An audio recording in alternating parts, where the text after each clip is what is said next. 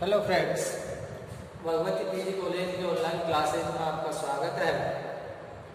आज हम BSc second year के अंतर्गत जो हमारा टॉपिक रहेगा वो टॉपिक रहेगा बेलेनोग्लोसस, यानी कि BSc second year zoology first, और टॉपिक का नाम है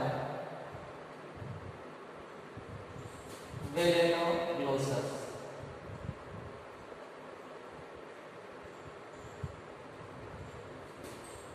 बेलेनोग्लोसस एक एनिमल है और इस एनिमल के बारे में हम पहले भी चर्चा कर चुके हैं कि ये जो बेलेनोग्लोसस है ये फाइलम हेमिकोर्डेटा के अंतर्गत जो क्लास है एंटेरोन्यूस्टा उसके अंतर्गत आता है। और ये एक कौन सा है, टंग वर्म या एक्रोन वर्म के नाम से भी जाना जाता है। और ये समुद्रीय जो जल होता है, छिछला जल होता है, उसमें ये मिलता है। अब हमारे सिलेबस के अंतर्गत बेलेनोग्लोसस है, इसकी पूरी मॉर्फोलॉजी है, साथ ही इसके इंटरनल ऑर्गन है और इसके जो सिस्टम है जैसे डाइजेस्टिव सिस्टम है, रेस्पिरेटरी सिस्टम है, सर्कुलेटरी सिस्टम है, उत्सर्जन तंत्र है, इन सबको अपन इसके अंतर्गत पढ़ने वाले हैं। तो ये हमारे लास्ट जो यूनिट है इसके पेपर के अंतर्गत, जो मतलब लास्ट में चौथी यूनिट है, यूनिट 4 का है, यूनिट 4 उसके अंतर्गत है बेलेनोग्लोसस। और इसके अंतर्गत हम बेलेनोग्लोसस को जैसे ही पढ़ते हैं तो सबसे पहले आपको इसका पढ़ना है क्लासिफिकेशन।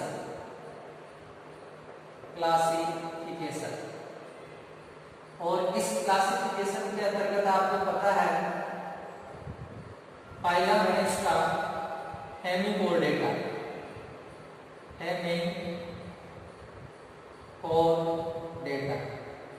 इसको फाइलम हेमिकोर्डेटा के अंतर्गत रखा गया है। और इसकी जो क्लास है उस क्लास का नाम है एंटेरोन्यूस्टा, ये इसकी क्लास है। अगर हम जीनस की बात करते हैं तो इसका जीनस है बेलेनोग्लोसस, बेलेनोग्लोसस इसका जीनस है। और अगर हम इसकी सीज की अगर बात करते हैं, इसकी सीज यानी कि अगर हम जाति की बात करते हैं तो जाति है इसकी क्लेवेरिजेरस।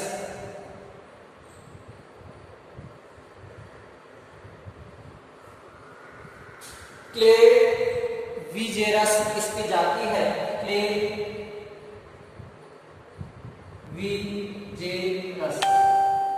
इस जाति के बारे में हम क्या करेंगे, इसमें स्टडी करेंगे। तो फाइलम क्या है इसका हेमिकोर्डेटा, क्लास क्या है एंटेरोन्यूस्टा, और जीनस बेलेनोग्लोसस, और जाति है क्लेविजेरस। अब यहाँ से हम जैसे ही आगे बढ़ते हैं तो इसके आते हैं अपन, सबसे पहला जो पॉइंट है हैबिट एंड हैबिटेट।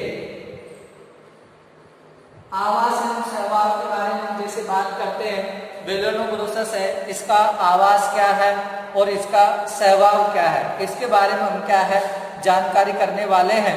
तो जानकारी के अंतर्गत देखेंगे ये एक क्या है, सबसे पहले तो एक क्या है समुद्री जीव है, समुद्री जीव है, समुद्री एनिमल है। और ये समुद्र का जो छिछला जल होता है यानी कम जल होता है, छिछला या छिछले जल में पाया जाता है।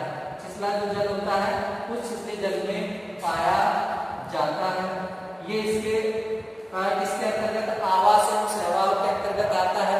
साथ ही हम बात करते हैं तो ये विलकारी प्रवृत्ति के होते हैं, विलकारी प्रवृत्ति के होते हैं।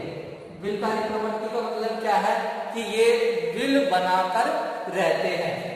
साथ ही अगर हम बात करते हैं तो इनके जो बिल होते हैं उन बिल के अंतर्गत 2 छिद्र होते हैं। एक तो होता है एंटीरियर छिद्र, एक होता है इनका पोस्टीरियर छिद्र।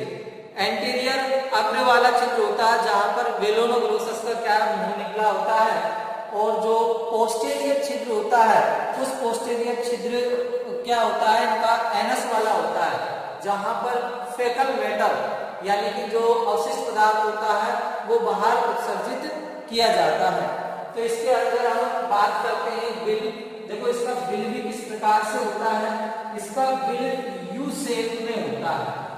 अगर आप बात करते हैं इसके बिल की, तो बेलेनोग्लोसस का जो बिल होता है, बेलेनोग्लोसस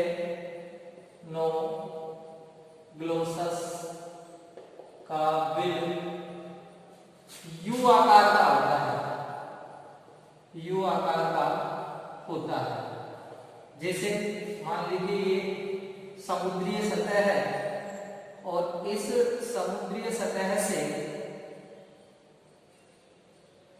ये इस प्रकार से इसका बिल होता है।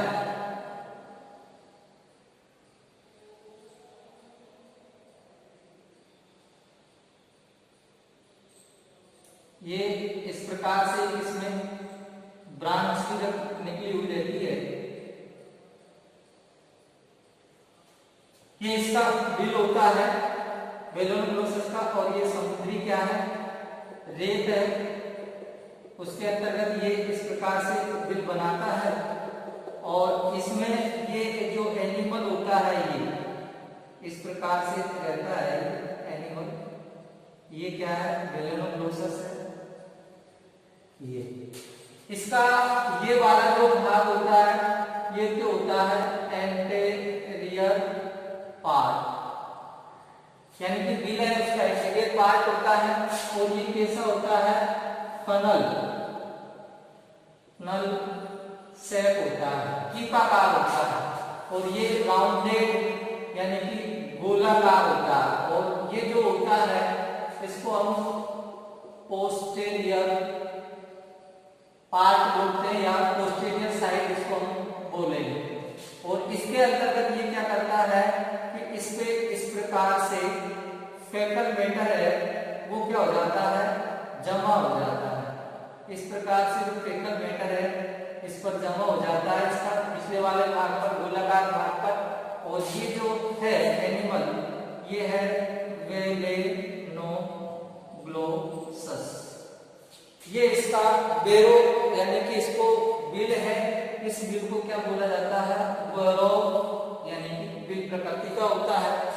साथ ही इसकी ये जो होती है ये इसकी ब्रांच होती है, anterior core branch, anterior core branch, anterior core branch होती है जिसके द्वारा क्या इसको बटा हुआ रहता है। तो इसके जो बिल है उसके एंटीरियर पार्ट बना करके इसको कोर करेंगे और ये भी क्या है, पोस्टीरियर कोर है। तो एंटीरियर कोर और पोस्टीरियर कोर होता है, ये इसका क्या है, अगला भाग होता है बेलेनोग्लोसस का, जो कि एक पैनल यानी कि के आकार का होता है। इससे एक ब्रांच निकली हुई होती है। और ये बिल का पश्चिम भाग होता है जिस पर अवशिष्ट पदार्थ है वो बाहर जमा होते हैं।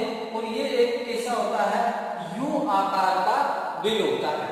आगे अगर हम बात करते हैं तो जो बेलेनोग्लोसस होता है वो उसकी जो नेचर होती है वो नेचर क्या होती है, बिल बनाता है। तो साथ ही अगर हम इसके आगे बात करते हैं तो बेलेनो जो ग्लोसस होता है उसके अंतर्गत जो निषेचन पाया जाता है वो निषेचन कैसा होता है, बाह्य प्रकार का होता है, बाह्य प्रकार का होता है।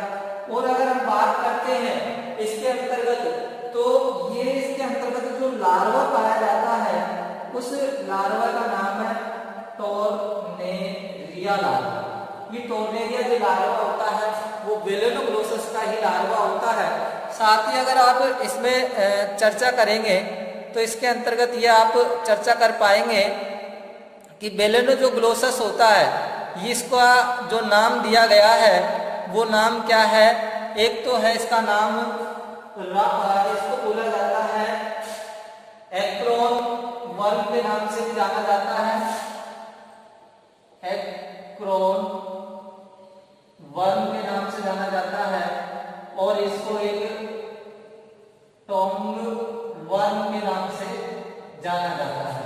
ये एक्रोन वर्म क्यों नाम दिया गया है? एक्रोन वर्म इसलिए नाम दिया गया कि ये जो आकृति होती है वो ओक के फल के समान होती है, इसलिए इसको एक्रोन वर्म, और इसको कहा जाता है जिब्या वर्म, यानी कि जिब्या कृमि के नाम से जानेंगे, वर्म कृमि। ये ओक फल है, इसको ओक कृमि के नाम से भी जाना जाता है, तो इसको एक्रोन वर्म के नाम से जाना जाता है, और टोन वर्म होता है उसके नाम से भी इसको जाना जाता है, या टंग वर्म के नाम से इसको जाना जाता है। अब आगे हम जैसे इसमें बढ़ते हैं तो अब हम आगे बढ़ेंगे एक्सटर्नल मोर्फोलॉजी। तो एक्सटर्नल मोर्फोलॉजी के अंतर्गत क्या आएगा? इसमें आएगा तो शेप, साइज एंड कलर आएगा, फिर उसके बाद हम बॉडी का डिवाइडेशन आएगा। तो हम अब इसे पढ़ेंगे एक्सटर्नल मोर्फोलॉजी। एक्सटर्नल मोर्फोलॉजी बाह्य आकार की, एक्सटर्नल मोर्फोलॉजी।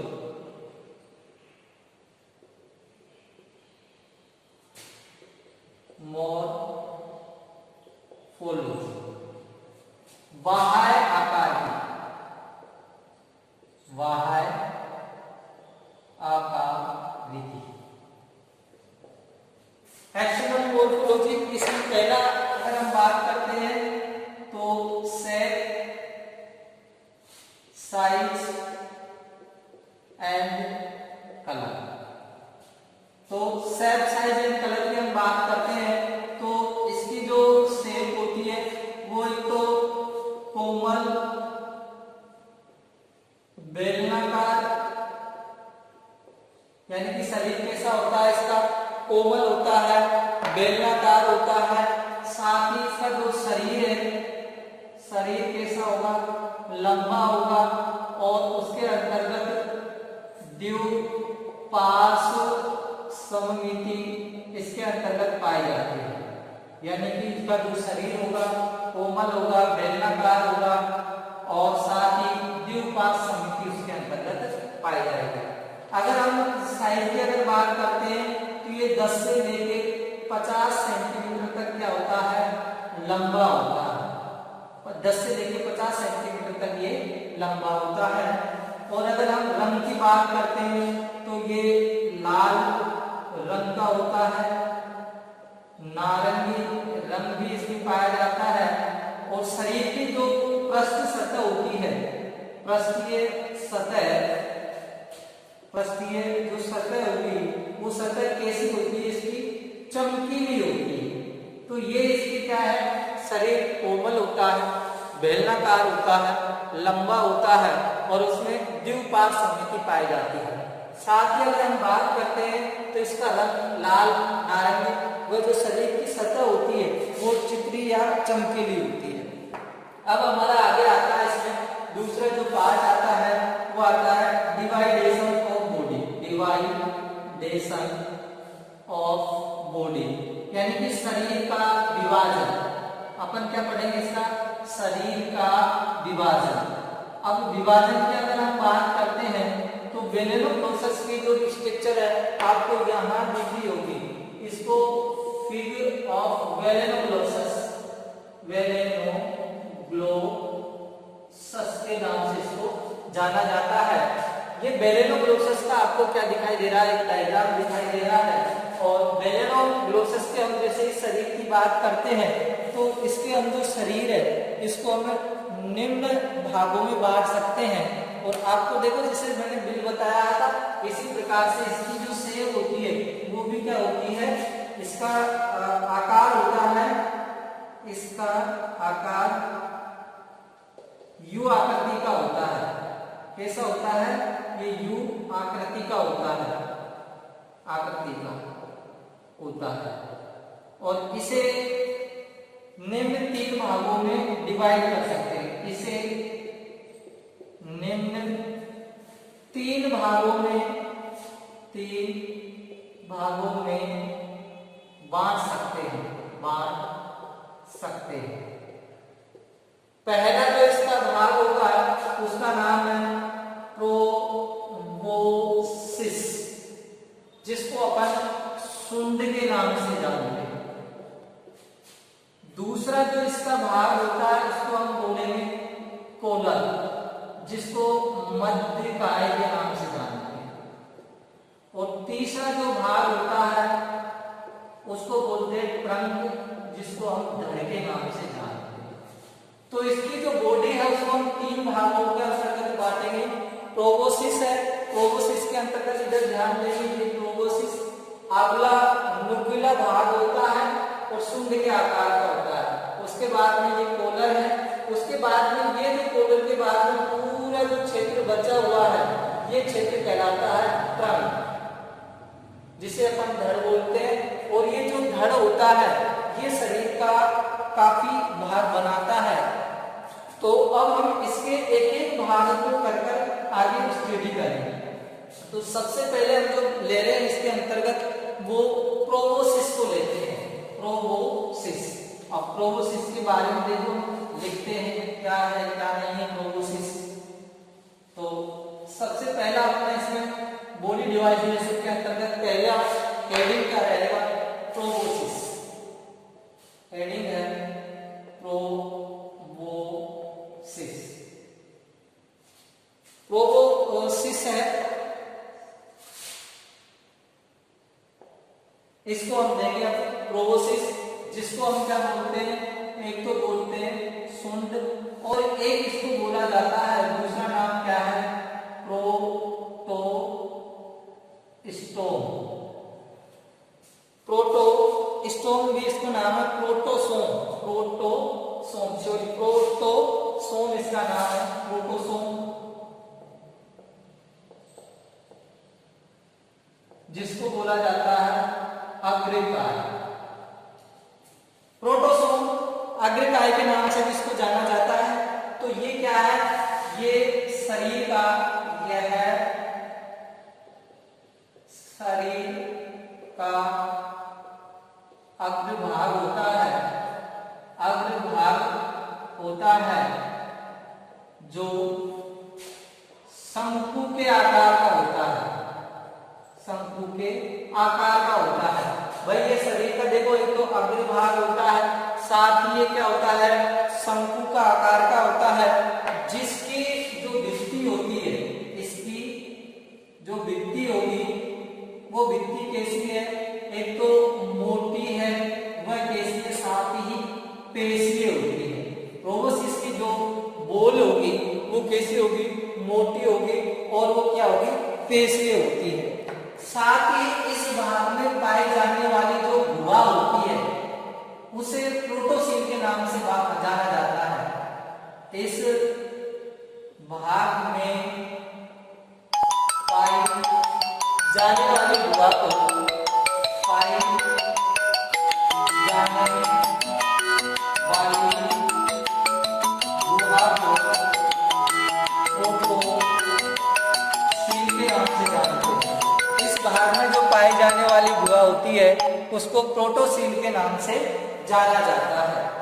साथ ही अगर हम बात करते हैं तो जो प्रोटोसील गुहा होती है एक छिद्र के द्वारा, एक छिद्र के द्वारा प्रोटोसील जो गुहा होती है एक छिद्र के द्वारा, या प्रोटोसील केविटी अपन इसमें लिखते हैं प्रोटोसील केविटी, प्रोटोसील केविटी गुहा, प्रोटोसील केविटी एक छिद्र के द्वारा, एक प्रोटोसील केविटी एक छिद्र के द्वारा, छिद्र के द्वारा जो अधर भाग पर मध्य अधरीय, अधर भाग पर मध्य अधरीय सतह पर खुलती है। जो एक छिद्र के द्वारा अधर भाग पर यानी वेंट्रल भाग पर, अधर भाग पर मध्य अधरीय सिरे पर खुलती है और मध्य अधरीय सिरे पर खुलने के कारण, मध्य अधरीय सिरे पर खुलती है और मध्य अधरीय सिरे पर खुलने के कारण इसको क्या बोला जाता है, प्रोटोसील कोर के नाम से भी जाना जाता है या प्रोबोसिस पोर, जिसे प्रोबोसिस पोर के नाम से जाना जाता है, प्रोबोसिस पोर के नाम से जाना जाता है। कहने का मतलब क्या है, जो प्रोटोसिल कैविटी होती है, यानी कि गुहा होती है, वो एक अधर भाग में और अधर भाग में मध्य अधर भाग में खुलती है, और खुलने वाला जो छिद्र होता है उसको प्रोविक्स पोर के नाम से जाना जाता है। आगे हम बात करते हैं, जो प्रोविक्स का अंतिम सिरा, इसका प्रोविक्स का प्रोबोसिस का अंतिम सिरा जो होता है, अंतिम सिरा प्रोबोसिस स्टाल, यानी कि प्रोबोसिस व्रंत कहलाता है। क्या कहलाता है? प्रोबोसिस व्रंत कहलाता है, जिसके अंदर पाई जाने वाली एपिडर्मिस लेयर अंदर की ओर धस जाती है। प्रोबोसिस का अंतिम सिरा प्रोबोसिस स्टाल कहलाता है। इसके नीचे पाए जाने वाली एपिडर्मिस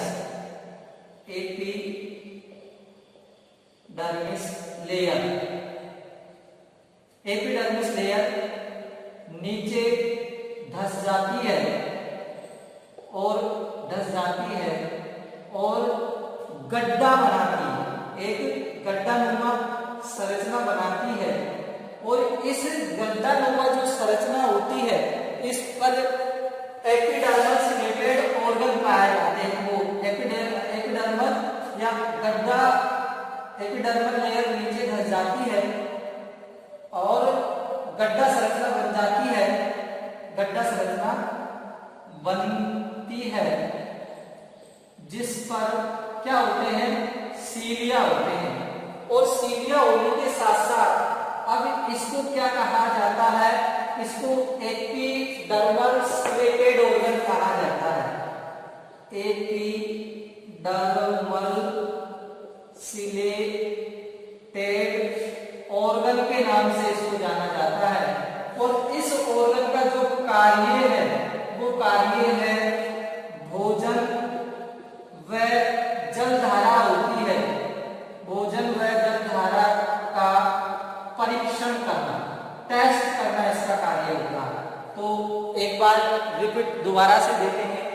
तो ये प्रोबोसिस यानी कि शुंड, जिसका दूसरा नाम क्या है, प्रोटोसोम यानी कि अग्रिकाय, यह शरीर का अग्रभाग होता है और शंकु के आकार का होता है। इसकी भित्ति कैसी होती है, मोटी एवं पेशी होती है। इस भाग में पाए जाने वाले गुहा को प्रोटोसिल कैविटी या प्रोटोसिल गुहा के नाम से जाना जाता है। और यह जो कैविटी होती है, एक छिद्र के द्वारा अधर भाग पर मध्य अधरी सिरे पर खुलती है, और उस छिद्र का नाम क्या है, प्रोबोसिस पोर होता है। प्रोबोसिस का अंतिम सिरा प्रोबोसिस स्टाल कहलाता है, प्रोबोसिस व्रंत कहलाता है। उसके बाद में इस प्रोबोसिस के नीचे एपिडर्मिस की लेयर पाई जाती है, और वो एपिडर्मिस की लेयर नीचे धस जाती है और एक गड्ढा नुमा संरचना का निर्माण होता है। और इस संरचना पर क्या पाए जाते हैं, सीलिया पाए जाते हैं। अब सीलिया पाए जाने के कारण इस संरचना को एपिडर्मल सिलेटेड ऑर्गन कहा जाता है। अधिचरम पक्षमाभी अंग, अधिचरम पक्षमाभी अंग कहा जाता है। अब इस अंग का जो कार्य है, वो कार्य है भोजन एवं जल का परीक्षण करना, टेस्ट करना कि भोजन भाई अपने अनुरूप है, अधिक क्षारीय अम्लीय तो नहीं है, जल में अधिक अकार्बनिक पदार्थ तो नहीं है, कार्बनिक पदार्थ कितना है, ऐसा टेस्टिंग का कार्य है एपिडर्मल सिलेटेड ऑर्गन के द्वारा किया जाता है। उसके बाद में इसका दूसरा जो भाग आता है, उस भाग का नाम क्या है, कोलर। तो हम कोलर भाग की बात करते हैं। कोलर भाग में क्या है, इसके अंतर्गत हम बात करते हैं कोलर। दूसरा जो भाग है, उस भाग का नाम है कोलर, जिसको हम मध्य काय के नाम से या इसको जाना जाता है मेसोसोम के नाम से जाना जाता है, मध्य काय या मेसोसोम के। तो प्रोबोसिस की हमारे पास बात हो चुकी है। अब कोलर को मध्य काय या मेसोसोम के नाम से भी जाना जाता है। और कोलर ये वाला जो भाग होता है, ये मध्य भाग होता है, साथ ही ये छोटा एवं फ्लैट लाइक होता है। ये भाग जो होता है, एक तो छोटा एवं फ्लैप लाइक होता है, फ्लैप लाइक का होता है, प्रालंब की तरह होता है। साथ ही ये भी एक क्या होता है, मोटा एवं पेशीय होता है। इसकी भी संरचना क्या है, मोटा व पेशीय होगा। साथ ही इस पर जो गुहा पाई जाती है उस गुहा को कोलर सिलोम के नाम से जाना जाता है, सिलोम के नाम से उसको जाना जाएगा। और ये जो कोलर सिलोम होती है एक जोड़ी छोटे छोटे छिद्रों के द्वारा कोलम के अंतिम सिरे पर खुलती है। ये जो है कोलर के अंतिम सिरे पर खुलती है, सिरे पर खुलती है। या आप इसको ऐसे भी कह सकते हैं कि ये जो खुलती है ये प्रथम जोड़ी गिल पोर में खुलती है। प्रथम जोड़ी किसमें खुलती है, प्रथम जोड़ी गिल पोर के अंतर्गत ये क्या है, खुलती है। और ये जो कोलर होता है ये कोलर माउथ को घेरे रहता है। कोलर क्या होता है, जो माउथ होता है, माउथ को क्या रहता है, ये घेरे रहता है। इसकी ये विशेषता होती है, ये जो माउथ होता है उस माउथ को घेरे हुए रहता है, चारों ओर से सराउंडिंग रहता है। उसके बाद आता है इसमें तीसरा भाग जिसका नाम है ट्रंक, जो कि धड़ होता है और वो धड़ शरीर का सबसे ज्यादा भाग बनाता है। और उस धड़ को हम नेक्स्ट क्लास के अंतर्गत पढ़ेंगे। तो इसके अंतर्गत क्या क्या पढ़ा था हमने, बेलेनोग्लोसस का क्या है, क्लासिफिकेशन है, फाइलम हेमिकोर्डेटा, क्लास हमारी एंट्रोपोनिस्टा, और जो जीनस है बेलेनोग्लोसस और जाति का नाम है क्लेवेजेरिस। हैबिटेट हमने पढ़ा था, समुद्रीय छिछले जल के अंतर्गत पाया जाता है, बिलकारी प्रकृति का ये होता है। साथ ही इसका जो बिल होता है वो आकार का होता है। और बात करते हैं तो ये क्या है, बाह्य से पाया जाता है, लार्वा टोर्नेरिया होता है। कोमल शरीर होता है, बेलनाकार द्विबार समिति इसके अंतर्गत पाई जाती है। लाल रंग, नारंगी रंग का चमकीला होता है। साथ ही अगर हम बात करते हैं इसके बॉडी डिवाइडेशन की तो तीन भागों में हमने इसको बांटा था। एक तो प्रोबोसिस में बांटा था, एक इसको हमने किसमें, कोलर में बांटा था, और तीसरा जो रंग। प्रोबोसिस आगे का भाग होता है, शंकु आकार का होता है, छोटा मोटा पेशीय होता है। साथ ही इसमें गुहा पाई जाती है जिसको प्रोकोसील के नाम से जाना जाता है। और इसके अंतर्गत जो प्रोकोसील एक अलग छिद्र पर खुलती है उसको प्रोबोसिस पोर के नाम से जाना जाता है। इस प्रोबोसिस का नीचे का जो वाला भाग होता है प्रोबोसिस स्टाल कहलाता है। इसके नीचे जो परत पाई जाती है अधिचर्म की, वो अधिचर्म की परत इकट्ठी होकर एक गड्ढा बनाती है और उस गड्ढे पर क्या पाए जाते हैं, पक्षमा पाए जाते हैं।